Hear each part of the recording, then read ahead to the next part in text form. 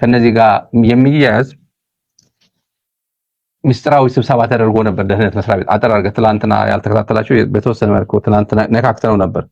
የደህንነት መስሪያ ቤት የኤርትራ አፋር ቀይ ባህር ተቃዋሚዎች አሉ። ተቃዋሚ ፓርቲዎች አብዛኞቹ ከውጭ ሀገር የመጡ ናቸውና ሰመራ ቢሮ አላቸው፣ አዲስ አበባ ቢሮ አላቸው። ሰብስቦ የደህንነት መስሪያ ቤት ሰዎች ለአንድ ሳምንት ሰብስቧቸው ነበር። በዚህ ባለፈው ሳምንት ነውና ምንድን ያሏቸው ያው አብዛኞቹ ተዋጊ እንትን የላቸውም፣ ፖለቲከኞች ናቸው። እንግሊዝ፣ ካናዳ፣ አሜሪካ ምናምን የሚኖሩ ናቸው አብዛኞቹ። እንደው ከእንግሊዝ ናቸው አብዛኞቹ የመጡት እና ምንድን ያላቸው ሻዕቢያ ኢትዮጵያ መንግስትን ለመጣል የኛን መንግስት ከስልጣን ለማስወገድ ጠንክሮ እየሰራ ነው። እሱ ሳይቀድመን እኛን ቀድመዋለን፣ መዘጋጀት አለባችሁ። በእናንተ በኩል ያለው ዝግጅት ሙሉ ጨርሱ። የወያኔ የእውቅና ወረቀትም የፕሪቶሪያ ምናምን እያለ እሱ እንትን የሚልበት ሰርቲፊኬቱ አያገኝም። እሱም ያውቃል እንደማንሰጠው ያውቃል፣ አንሰጠውም ብሏል። ሻዕቢያ የኢትዮጵያ ታሪካዊ ጠላት ነው። ሁሌም የኢትዮጵያ ጠላቶችን እያሰባሰበ ጸረ ኢትዮጵያ እንቅስቃሴ ላይ ነው የሚኖረው። በዚህ እንዲቀጥል እኛ አንፈቅድለትም፣ አሽቀንጥረን እንጥለዋለን። ወያኔም ከሻዕቢያ ጋር እየሰራ ነው፣ ይሄን እናውቃለን። ሁለቱንም በጋራ እናጠፋቸዋለን። ሁሉም ጸረ ሻዕቢያ የሆነ ኃይል ውጭ የሚገኙ ማንኛውም ጸረ ኢሳያስ ጸረ ሻዕቢያ የሆኑ ኃይሎችን ቶሎ አሰባስቡልን። ይሄን እንትኑ ስንጀምር በሙሉ ሞቢላይዝ ለማድረግ እንፈልጋለን። ከትግራይ የሸፈቱ ወጣቶችም አሉ፣ አፋር ያሉት እነሱም ወደዚህ ዘመቻ እናስገባቸዋለን። ብቻቸው አይደላችሁም፣ በርቱ። እስራኤልም ታግዘናለች፣ ዩናይትድ አረብ ኤሚሬትም ታግዘናለች እና ብለው ተዘጋጁ ብሏቸዋል። አሁን ተዘጋጁ የተባሉ ያሉት ሽማግሌዎች ናቸው፣ የእድሜ ባለጸጋዎች ናቸው፣ የሚተኩሱ ምናምን አይደለም። ግን በዛ በቀይ ባህር አፋር በኩል ያሉትን በጎሳ በምናምን ስለሚተዋወቁ ልጆችን እያመጣችሁ አሰልጥኑ፣ በተለያየ ጥቅሙ እንትን አድርጉ ነው። በሌላ በኩል ደግሞ የአፋር ትላልቅ ሰዎች ነበር፣ ቢሮ ኃላፊዎች የነበሩት የክልሉ የፖሊስ ኃላፊ፣ የልዩ ኃይል ኮማንደሩ ፕላስ የክልሉ ግብርናና እንስሳት ቢሮ ኃላፊ የነበረው ኡስማን ኢብራሂም ጠቅላላ ወደ ኤርትራ ሄዷል እና አንድ ፓርቲ አቋቁማ ሰሞኑ ስንነጋገርበት ነበር። ስለዚህ አፋር አካባቢ ለየት ያለ ዴቨሎፕመንት አለ። የኢትዮጵያ መንግስት በቀጣይም በተዘዋዋሪ ለጦርነት እየተዘጋጀ እንዳለ እየነገረን ነው። ይሄ ተጨባጭ መረጃ ነው። አሁን ያልኳችሁ ተመልካቾች የደህንነት መስሪያ ቤት ሚስጥራዊ ስብሰባ ተጨባጭ ነው። እነሱ ሰብስበው የነገራቸው ነው። ይሄ መረጃ ደግሞ ኤርትራውያን ናቸው። እነዚህ የቀይ ባህር አፋሮች ጥያቄ ያላቸው የኤርትራ መንግስት ደጋፊዎች አይደሉም፣ ተቃዋሚዎች ናቸው። ግን አሁን የኢትዮጵያ መንግስት አያያዙ አደገኛ እንደሆነ ጦርነት ሀገር ሬጂም ቼንጅ ነው የሚለው። ሰውየውን እናስወግደዋለን ማለት እስከ ሳሐል ድረስ ሄደን በቃ ሳሐል እንኳን ቢሄድ እንደ ደርግ ሄደን እግረ እንሄዳለን፣ 1 ሚሊዮን ህዝብ ብንጨርስ እንኳን እንሄዳለን አብረን ማለታቸው ነው። ይሄዳሉ፣ ይሞክሩታል አይሞክሩትም ሌላ ጉዳይ ነው። እና ስጋት አለባቸው። ሉዓላዊነታችን አሳልፈን ልንሰጥ ነው ወይ? ሰውየው አሰብን ይፈልጋል እና የግድ ኢሳያስ አፈወርቂን ወይ የኢሳያስ አስተዳደርን ስለተቃወም የኤርትራ ሉዓላዊነት ጉዳይ ላይ ኮምፕሮማይዝ ልናደርግ ነው ወይ? ትግራይ ላይ እንደፈጀው ህዝብ ኤርትራ መጥቶ ሊፈጀው ይችላል ወይ ብለው ትልቅ ስጋት ገብቶባቸዋል። ይሄ ሬጂም ቼንጅ ይፈልጋሉ፣ ግን የዚህ ጦርነት ደጋፊ አይደሉም። በእንደዚህ አይነት የአብይ አያያዝ ጦርነት ደግፈው ጸረ ኤርትራ እንቅስቃሴ ውስጥ መሳተፍ አይፈልጉም። በጣም የተጠና ጉዳይ ነው የምነግርህ። ይሄ ሁለት ነገር ሳንዱች ሆኗል። እነሱ ሬጂሙ እንዲቀየርላቸው ይፈልጋሉ፣ ግን በዚህ ሂደት አለ። አብይ አህመድ በሚከተለው መንገድ ግን አሰብን ለሱ ሰተን እና ዜጎችም ጭምር ዝም ብሎ ሁሉንም በመጨፍጨፍ በመደብደብ ሬጂም ቼንጅ ያመጣለው ማለቱ ለኛም ጎጂ ነው። በጣም ስጋት የገባባቸው ሰዎች ናቸው የነገሩንኛ ይሄ መረጃ አሳልፈው ሊሰጡን ማለት ነው። አብረው የተሰበሰቡ አብረው የደህንነት መስሪያ ቤት በጣም በቪአይፒ ነው የሚኖሩት። ይሄን ሁላ ግን ትልቅ ስጋት የገባባቸው ነው ይሄን መረጃ የሰጡን። ይሄን ያዕቆብ በምን ደረጃ እየሄደ እንዳለው ማሳያ ነው። ወደ ሌላ ጉዳይ እንሂድ። ኦላ ኢንትረስቲንግ ቢሆን በጣም ወደ ሐኪሞች ጉዳይ ከመሄዳችን በፊት በጣም ኢንትረስቲንግ አሳዛኝ ማለት ኢንትረስቲንግ ማለት የዚህ መንግስት ውርጋጥነት የብልጽግና መንግስት አደገኝነት የሚያሳይ ኦሮሚያ ያሉ ምንጮቻችን ይላኩልን አለ። ህፃናት ልጆች ታዳጊዎችን ሰላይ አድርጎ መጀመሪያ ያስራቸዋል። ብልጽግና ያስራቸው እስር ቤት ያስገባቸዋል። ከዛ ምን ያደርጋሉ? ሰላይ ሆኑ ወደ ኦላ ያስገባቸዋል። ሄዱና በስለላ ያሰማራቸዋል። ወጣቶች ናቸው፣ ታዳጊዎች ናቸው። ከዛ 500 ብር ነው እየሰጠ ወደ ሄዱና መረጃ ሰብስቡ እያለ ራሳቸውን ምልሻ አይልክም። ምልሻ በዛው ስለሚቀነደቡ በፍጹም የማይታሰቡ ታዳጊዎችን ኦላ ምንም አይላቸውም፣ እዚህ ምንም ህፃናት ናቸው እያለ እነሱን መረጃ ለመሰብሰብ ይልካቸዋል ብልጽግና። አስገራሚ ነው። እስከዚህ ሰምቼ አላውቅም። እስከዛሬ ሚዲያ ላይ ብዙ ቆይተናል። እንደዚህ አይነት እንደሚል ግን ሰምተን አናውቅም። ተመልካቾች ሁለት ቪዲዮ አለና በተለይ ኦሮሞ ናችሁ ኦሮሚያ የምታዳምጡ አይኖ ያዕቆብ የተወሰነ ሰማለሁ፣ ግማሽ አይደል ኮንሶ ትሰማላችሁ፣ ግማሽ እንስማቸው፣ አብረን እንስማው ምን እንደሚሉ የዚህ መንግስት አደገኝነት። መቃን ከይ ትይስት ፈተና ገንደ ከመቲ ሰገለል ፉዲ ማለት ገንደ ያሰጉደ ወርቄቲ እንታ አቶ akkamitti argamtee dhufte maal siniin jira? Birri nu kenna. Birri meeqa siniin kenna? 2,000 nu kennani 500. 500 siniin kennan 2,000 fudhattu deebitanii jedhanii? Yaa ta'u nama meeqan leenjitan? Nama ja'a. Guyyaa meeqa sin barsiisan? Guyyaa 4. Guyyaa 4 kana asii barsiisanii erga gadi dhufte baadiyyaatti amma? Jangan lupa berapa? Hojjaa duraa dhufte maal jedhanii si ergan gaafa achii dhufte? Bakka isaan bulan nutti himta bakka isaan oolmaa bultii isaanii jedhanii? Yaa ta'u erga dhufte immoo waraana agarte? Kalee ilaalaa turte? Kalee hin jiran dheengaddoo? Enggak sendiri. Oh agartee? Har'a agarte.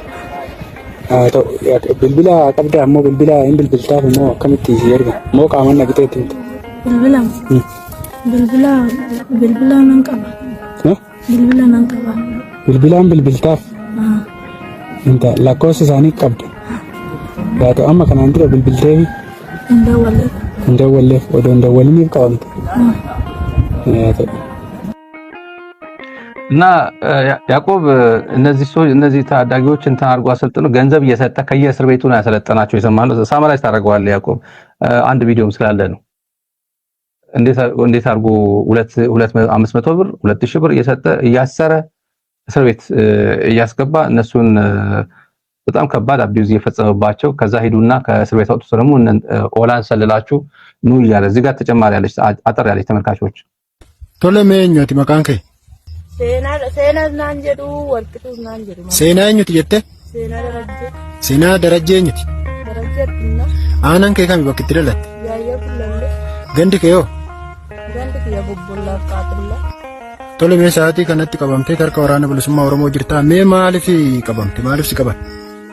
Ani mana hidhaatti ba'ee jeessan gameetan saffabaa nu teessisee namtichi na jijjiirama. Bakka waraanni jiru deema laala'ii bakka waraanni adda bilisummaa jiru deema laala'anii jedhee durii itti fayyadamnee gara takkee godinaan jedhanii takkittiidhaan immoo gara qarree abboo godi jedhanii takkitti immoo biratti hambisanii nama sadi ta'anitti. Simbaayinni keessan meeqa ture? Nama sagantaaleen leenjilee saayinsan keessa namni 4 dhiira namni 5 immoo dubartii. Maal irratti si leenjisan mee yeroo leenjii isinii kennan kana? Maal hojjedhaa isiniin jedhamne baadiyyaa deemaatii maal hojjedhaa isiniin jedhama? Bakka waraanni adda bilisummaa ilaalanii meeshaa qabatanii ilaalanii wanna isaan baay'ina isaanii ilaalanii bakka isaan jiranii deema laalatoo nutti maayee jira. Baay'ina waraana bilisummaa Oromoo haala sochii isaanii waan isaan baatanii deeman laalaa nutti masiniin jedhan. Leenjii isinii kennaniiru? Hammamiif si leenjisan? Nu gaafuma mana hidhaatti baanta sa'aatii 9. ያዕቆብ ሳማራይዝ አድርገው እዚህ ላይ አንደኛው የሁለተኛዋ የዚች ታዳጊ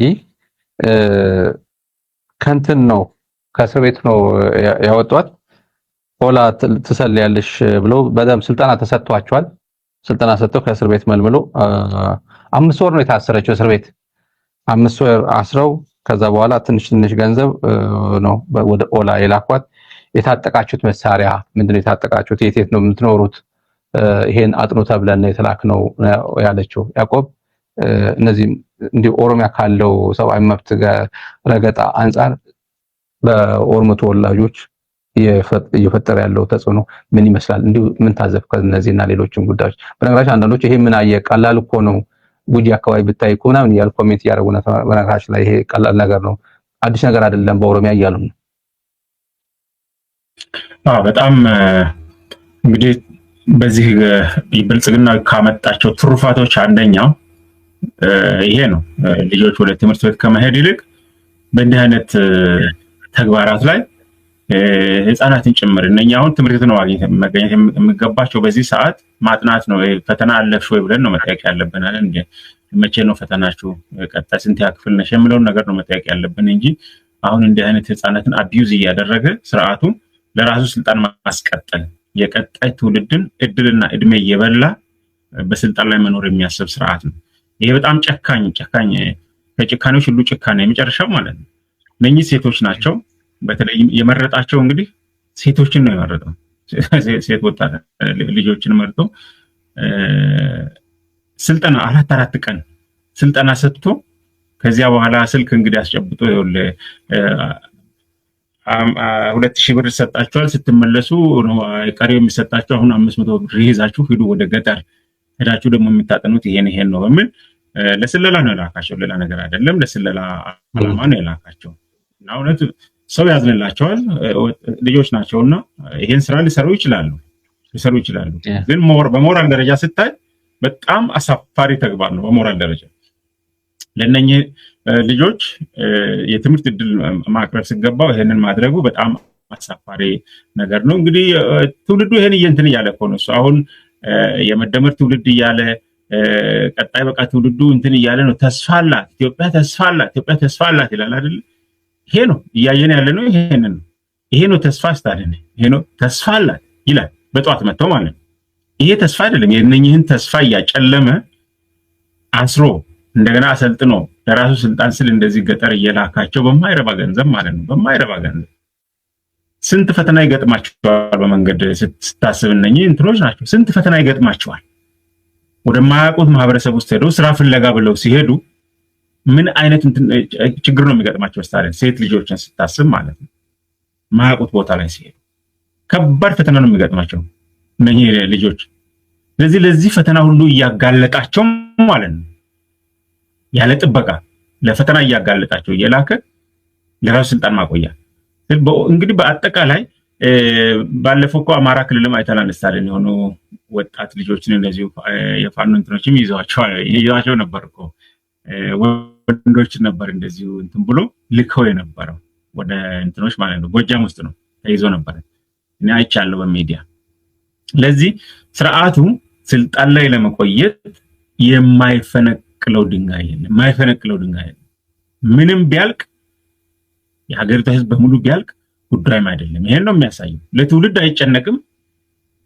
በቃ ስልጣንን ብቻ አትንኩብኝ ነው እያለ ያለ ስርዓት ነው። ስልጣን እኮ ስታሊን ተዋግቶ አልመጣም። ይሄ እኮ ተዋግቶ ታንክና መድፍ እያንጋጋ አይደለም እኮ አዲስ አበባ የገባውና የቀማው። ራሱን መስክሯል እኮ የዲሞክራሲ እርሾ ባይኖራቸው ኖሮ ብሎ ተናግሯል አይደል እንዴ? ታንክና ባንክ እጃቸው የነበሩ ጀነራሎች በሙሉ ለሱ ስልጣኑን የሰጡት የዲሞክራሲ እርሾ ባይኖራቸው ኖሮ ብሎ ራሱ ከመሰከረ በኋላ እነኛ መቆየት ቢፈልጉ ኖሮ ማለት እንደዚህ በዚህ ጭካኔ ደረጃ በዚህ ደረጃ በመጨከን ስልጣን ላይ መቆየት አስፈላጊ ቢሆን እነሱ አይችሉም ነበር እንዴ? የሚከለክል ነገር ነበር? በዚህ ደረጃ ህዝብን እየገደልክ መቆየት ከተቻለ ማለት ነው። ግን እነሱ ልቦና ስላላቸው ሰብአዊነት ስላላቸው ለሀገር ማሰብ ስላለ አሳልፈው ለሀገር አምነው ማለት ነው አሳልፈው ሰጡ። እሱ ግን ማንንም አላምንም ሁሉንም ካላወደምኩ መጪውን ትውልድ እንደዚህ እድሉን ካላመከንኩ የሚል እንትን ነውና በጣም ያሳዝናል። ስታሊን እየሆነ ያለው ከዚህ በላይ ነው። እንደተጠቀሰው እየሆነ ያለው ከዚህ በላይ ነው እየሆነ ያለው። ይሁን እነኚህ አሁን ተቀርጾ መጡ እንጂ በየቦታ ችግር ደርሶባቸው መንገድ ላይ የቀሩት ስንት ይኖራሉ? ይሄ ብቻም አይደለም እኮ እየሞተ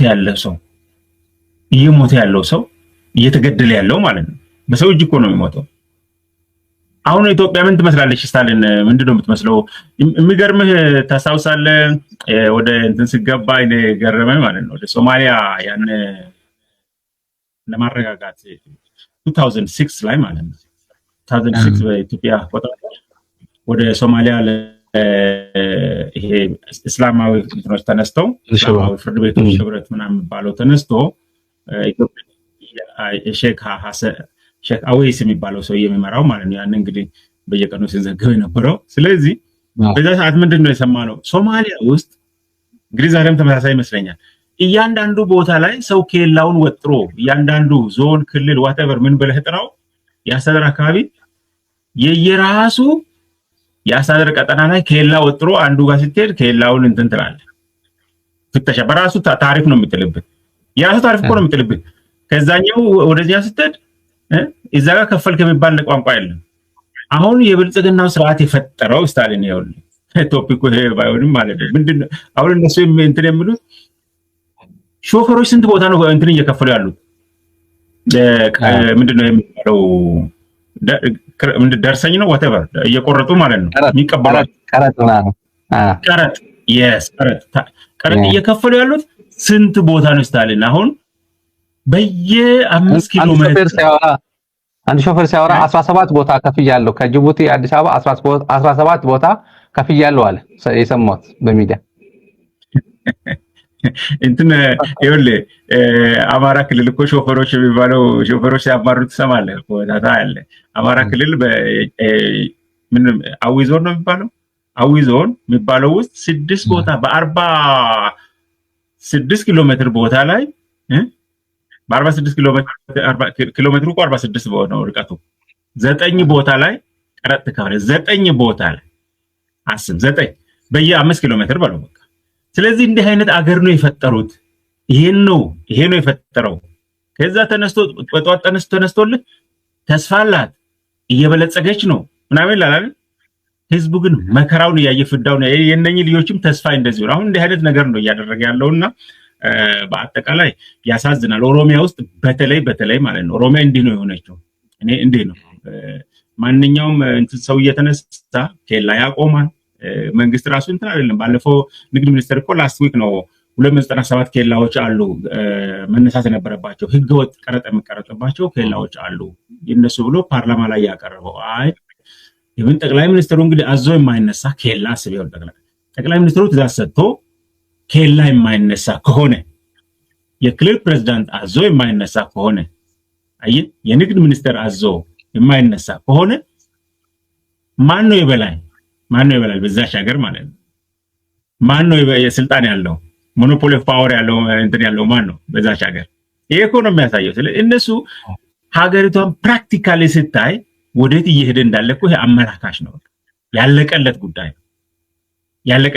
ነው እና ይሄንን ነው ለዚህ ነው ትውልዱም እየተጫወቱ ያለው የራሳቸው ስልጣንና በዛ ማየት ይችላል። ታንኪዩ። የዶክተሮች ጉዳይ እንለፍ። ተመልካቾች የህክምና ባለሙያዎች ጥያቄ መቼ ነው የመጨረሻ ዴድላይኑ? ከመቼ ጀምሮ ነው የሚጠበቀው? መንግስት ተቸግሯል። የተቸገረው አንድ የብልጽግና መስሪያ ቤት አንድ ግዙፍ ባለስልጣን የነገረን አንድ ግዙፍ ባለስልጣን ተጨንቋል። ለምንድን ነው ከየትም አብቃቅቶ እንኳን አሁን የዶክተሮቹን ጥያቄ መመለስ አለብኝ ብሎ ቢሞክር ድምጹን ዘጋ አድርገው ያቀም እንክፈል ብሎ እንኳን ተመጣጣኝ አንድ 5000 ብር ልጨምር ወይ 4000 ብር ልጨምር ያን በቂ አይደለም። በነገራችን በዚህ ደረጃ አይደለም የሚጠብቁት ዶክተሮቹ። 10000 ብር የሚያገኝ ዶክተር 15000 እንዲደረግለት አለ መጠነኛ በቃ መሰረታዊ የሚባል ፌር የሆነ ክፍያ እንዲከፈላቸው ነው። የኬንያ አይነት እንዲከፈላቸው አይደለም የሚፈልጉት። ኬንያ ብዙ ብር ነው የሚከፍላቸው። በኢትዮጵያ 1 ሚሊዮን አካባቢ ነው 1.2 ሚሊዮን ብር ነው የሚከፍላቸው በኢትዮጵያ ትንሹ አለ የሆነ እንትናቸው አለ። አንድ ዶክመንት ያገኘነው ዶክመንት አለ። ውሸታቸው ደግሞ የና አጌና ሰዎች ደግሞ ስልክ እየደወሉ ምን አይነት ፕሮፓጋንዳ እንደሚሰሩ እየሰማን ነው። አስደንጋጭ ነው በጣም። ኢትዮጵያ ምድር ላይ ተቀምጠው የሚታወቅ ድምጽ ያላቸው ጭምር ዶክተሮችን እርምጃ ይወሰድባቸው ምናምን እያሉ በደቡብ ክልል አንዳንድ ቦታ ላይ እየተደበደቡ ነው ዶክተሮች። ፕሮቴስት ያደረጉ አንድ ቦታ ላይ የክልሉ ልዩ ኃይል ነው የክልሉ እንትን ገብቶ ቀጥቅጠዋቸዋል። የሕክምና ሰዎች ነርሶችም ዶክተሮች ወላይታ ጦና ሆስፒታል ላይ ነው። ወላይታ ሶዶ ጦና ሆስፒታል ላይ ነው። ይሄ አደገኛ ነው። ዶክተር ልትቀጠቅጠው ሚስት እኮ ትመጣለች እኮ በዛ ዶክተር እንድትወልድ እኮ ትመጣለች እኮ እዛ ዶክተር ላይ እና ልጅ ይመጣል እኮ ራስህ ትመጣለህ እኮ ወደዛ ዶክተር ወደዛች የተከበረች ነርስ እኮ ትመጣለህ እኮ። እኔ እንደዚህ አይነት በቃ በጣም መሀይም ትውልድ በዚህ የብልጽግና አንድ የሆነ ምንድነው የተወጉት መርፌ ምንድነው? ዶክተር ሄደህ ተደበድባል ጥያቄው ስለጠየቅ ይሄ ነገር እኮ ኦርጋናይዝ ስለሆኑ ጀግኖች ስለሆኑ ይሄን ጥያቄ ጠየቁት እንጂ እኮ ዶክተር ብቻ ነው ራቆቶ የሚሄደው አስፋልት ላይ ዶክተር ብቻ ነው እንደ አንድ አመት ጫማ ሳይቀየር የሚኖረው ኢትዮጵያ ምድር ላይ። እንዲያውም ዶክተርማ አንድ ክሊኒክ ላይ ትንሽ ተቀጥሮ 2 ሰዓት 3 ሰዓት ፓርታይም እየሰራ እዛም ተፍተፍ እያለ ክሊኒክም የግል ሆስፒታልም እየሰራ ወይ የራሱ ክሊኒክም በግሩፕ እያቋቋመ የሚሰራ በርካታ ሰው አለ። ጀግኖች አሉ። ሁሉም እየተሳካላቸው ማለት አይደለም። ሕክምናውን ትቶ ወደ ፀጉር ቤት፣ ወደ ሳሎን፣ ወደ ሜዲኩር ምናምን የገቡ ሴቶች አሉ። ዶክተሮች እየሰማን ነው። በምንም የማይገናኝ የ3 ወር 6 ወር ትምህርት ተምረው የሚገባበት ፕሮፌሽን ወይ ስራ ወደዛ እየገቡ ነው። 19 ዓመት 20 ምናምን ዓመት የተማሩበትን ትምህርት ትተው ማለት ነው። እና ከሐኪም ጎን የማይቆም የግድ ራስ ሐኪም መሆን የለብህም ወይ ሚስት ወይ ምናምን ልጅ መሆን የለብህም። ሀገር ማለት ነው። ሕክምና ቆመ ማለት ለምሳሌ አዲስ አበባ እንሰማለን የሆነ ነገር ይሄ ቀጣይነት እንደሚኖር ምንም ጥርጥር የለውም። ብልጽግና በብትር በዱላ ምንም ሊያደርግ እንደማይችል እየተሰማ ነው። ይሄ ደግሞ ወደ መምህራን ጉዳዩ ከሄደ መምህራኖቹ ከተከተሉት 1 ሚሊዮን የሚጠጋ አስተማሪ ኢትዮጵያ ምድር ላይ ያለ ቆመ ማለት ሀገሪቷ ቆመ ማለት ነው። የብልጽግና አከርካሪ ተሰበረ ማለት ነው። ጥይት ሳትተኩስ አባረርኮ ማለት ነው። ምን ያደርጋል? አስተማሪ የቆመበት ሀገር፣ ሕክምና ያለበት ሀገር ምን አይነት ትውልድ ነው የሚፈጠረው ኢትዮጵያ ምድር ላይ? እና የሐኪሞች ጥያቄ እንኳን ልመልስ ቢል አቅማ እንኳን አሰባስቦ ይሄን ተመልካቾች በጣም ኢንትረስቲንግ ነገር ነው። መንግስት የሐኪሞችን ጥያቄ በቃ እንደምንም ብዬ ከየትም ተበድሬ አብቃቅቼ እንኳን ላድርግ ቢሉ እንኳን በማግስቱ መምህራኖች ሰልፍ ይወጣሉ። ለሐኪሞች እኮ ሰልፍ ስለወጡ እኛም እንከተል። ከዛ በኋላ ግብርና፣ ከዛ በኋላ ምናምን፣ ከዛ በኋላ ጠቅላላ ኢትዮጵያ ምድር ላይ ያለው ሲቪል ሰርቫንት ጠቅላላ እንትን ይወጣል። ባለ ታክሲ ይቆማል። ኃይለ ሥላሴን አገዛዝ የጣላቸው የትኛው ነው? ነዳጅ አይደል? ነዳጅ እኮ የጣላቸው 73 በፈረንጆች እኮ የካቲት አይደል? 10 ሳንቲም ጨምሮ ነው አሉ ነዳጅ ላይ 10 ሳንቲም እና የእስራኤል ከአረብ ጋር ተዋጋች 1973 በፈረንጆች ማለት ነው። የእስራኤልና አረቦች የሆነ ውጊያ ነበር 73 አካባቢ። በዛ አካባቢ የነዳጅ መናጋት ተፈጠረ። ህዳር አካባቢ ነው ይሄ ችግር ያጋጠመው። ነዳጅ ከዛ 10 ሳንቲም ጨመሩ። 10 ሳንቲም ማለት ምናልባት ክትፎ ያስበላ ወይ ቀይ ወጥ ያስበላ ይሆናል በዛን ሰዓት 10። ከዛ ሰላማዊ ሰልፍ ወጣ ታክሲዎቹ ምናምን። ከዛ የካቲት ነው የተወገዱት። 2 ወር ምናምን አልቆይም እኮ እና ቀላል። ከዛ የባለ ታክሲዎች ይነሳሉ። ታክሲ ፍሪዝ ያደርጋል፣ ይቆማል። በቃ ምን አንቀሳቀስም ካሉ ሐኪሙ እንደዚህ ከሆነ እና ብዙ የሚከተሉ ነገሮች አሉ። እና ብልጽግና መንግስት ሐኪሞች የጀመሩት ነገር ወደ ሌላ ነገር እንደሚጋባ ስለሚያውቁ አሁን እርምጃ እንውሰድባቸው የሚሉ የአጌና ስልክ ልውውጥ ቆርጦ ሰው ይላከልኝ ነው። እርምጃ ይውሰድ፣ ይደብድባቸው፣ መቆንጠጥ አለባቸው የሚሉ አስተያየቶች እያስተናገደ ነው። እዚህ ላይ በደንብ ነው ኢትዮጵያውያን አጋርነታቸውን ሶሊዳሪቲያቸውን ማሳየት መቻል አለባቸው። የራሳቸው ህልውና ጭምር ነው። ከዶክተር ጋር ከህክምና ሰው ጋር ሶሊዳሪቲን ማሳየት ማለት ከሀገር ጋር መቆም ማለት ነው።